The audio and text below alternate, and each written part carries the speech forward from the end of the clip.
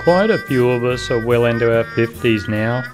I guess it's time to buy a Harley or a cruiser, maybe even a Honda Goldwing. Yep, nice quiet road rides to fancy cafes and sip on lattes. Well, pardon my French, but fuck that for a joke. And no offence intended toward anyone who owns a Harley or cruiser and is happy to ride their precious, pretty little princess ponies. I figure we came into this world screaming and covered in blood, so why not ride motorbikes that increase your chances of leaving this world the same way?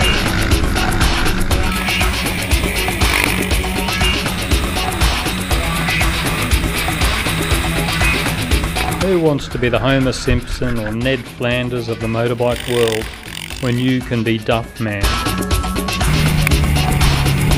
For cruiser riders, getting a little action simply means you don't need to eat any fibre today.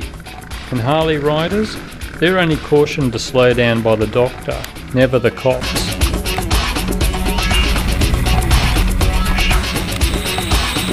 As far as I can see, we only get this one life to live, so I want to make the most of it. The only thing that comes to he who waits is old age. So I figure, get on your bike as much as you can and ride as if you only have the one life to live. Even if Islam or Christianity are true, there's no evidence for motorbikes in the afterlife. Personally, I only want to ride on tar if it's the only way to get to the next bit of dirt. And I want to feel the wind through my hair, or at least my nose hairs if I'm too bald. I want to splash through creeks and stay in hotels in little country towns I can't pronounce the name of. I want to ride to at least 300 country pubs and sample the beers from each. And if there aren't any pubs, then we'll just sink a few in the nearest creek. If the bridges are broken, we'll fix them, just enough to get to the other side. I want to set up camp, God knows where, just before it gets too dark to ride. In fact, I want to camp all over this beautiful country, in forests, by rivers, anywhere the track leads, even if it's at the risk of broke-back mountain moments from guys whose wives are hundreds of miles away. I want to meet some of the country folk who are the backbone of this great sunburnt nation.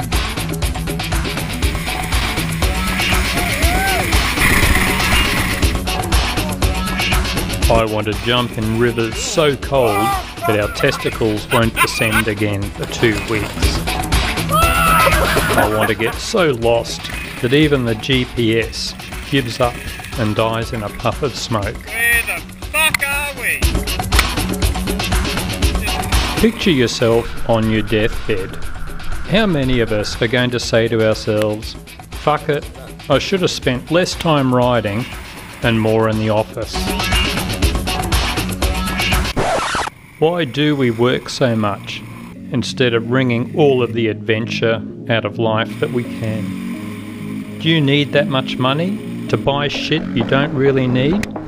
Encouraged by advertising to get happiness from having a fancier couch or more expensive rider mower than the neighbours?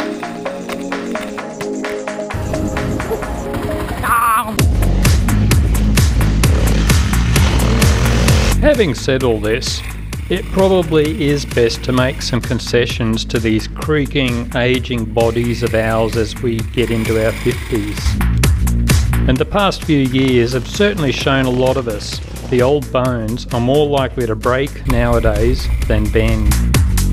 So, wheelies are kept to under 100 kilometres an hour as a rule now. And we've been looking at slower ways to have fun.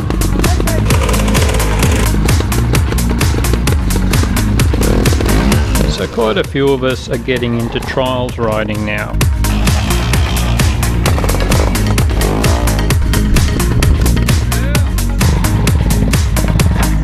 so that while we are riding a lot slower, there's just as much challenge and plenty of offs.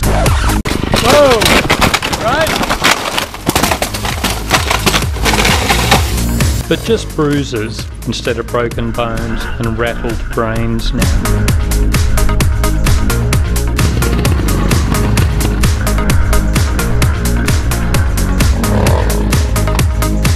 The other change a lot of us middle-aged guys are making now is cross-training. Applying trials riding techniques to our dirt riding.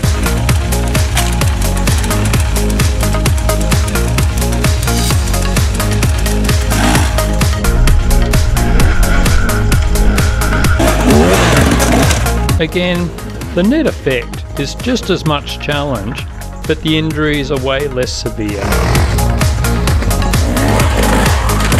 as we are mostly in first or second gear in technical terrain,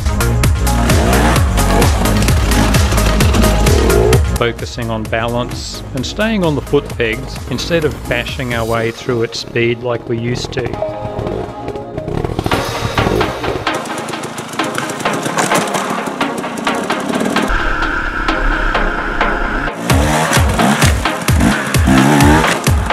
It's a pile of fun, and we like to think following in the footsteps of the best extreme enduro riders like Graham Jarvis. Although something tells me we may have left it a little bit late in life to get to his skill levels.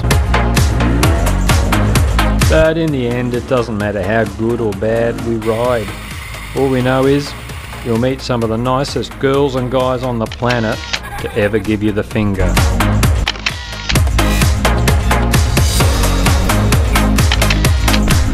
Whatever your style of riding is, just get into it before it's too late. Just do it. Just do it. Racing through a nursing home in your wheelchair will never be quite the same as exploring country you've never seen, or learning a new trick, or experiencing the pure, unadulterated joy of riding a motorbike.